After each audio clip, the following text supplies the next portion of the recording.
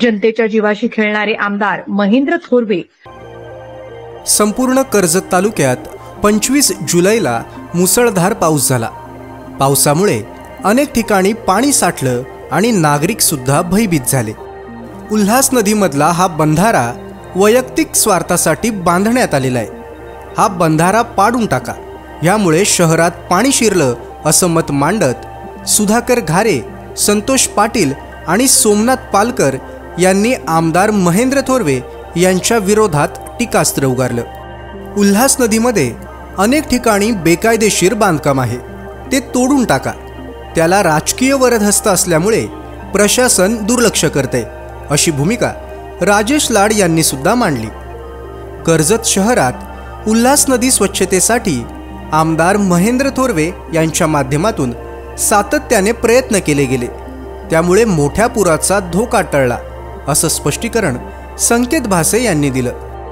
पण ह्या आरोप प्रत्यारोपांमध्ये भरडला गेला तो सामान्य नागरिक। आमदार महेंद्र थोरवे यांच्याविषयी एक संतप्त प्रतिक्रिया असलेला व्हिडिओ आता सोशल मीडियावर तुफान व्हायरल होतोय। कुठे फेडणार हे पाप, जनता पुरात, थोरवे घरात, असं म्हणत आमदार महेंद्र थोरवे यांना सोशल मीडियावर ट्रोल केलं जातंय। चला बघूयात हा व्हायरल व्हिडिओ।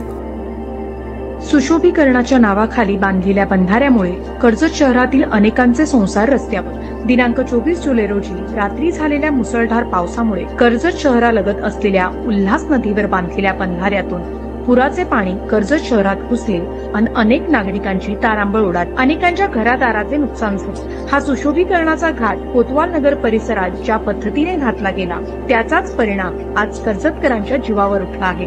जनतेच्या जीवाशी खेळणारे आमदार महेंद्र थोरवे पुराचे पाणी ओसरल्यावरही नागरिकांच्या भेटीला आले नाहीत। आता यांची सत्तेची मगरुरी ही सामान्य जनतात उतरवणार हे मात्र नक्की।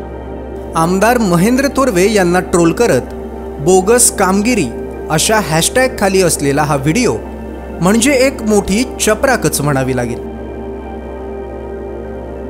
ताज्या बातम्या आणि लेटेस्ट अपडेट्ससाठी आजच सबस्क्राइब करा कर्जत विकास YouTube चॅनलला आणि बेल आयकॉन दाबायला विसरू नका।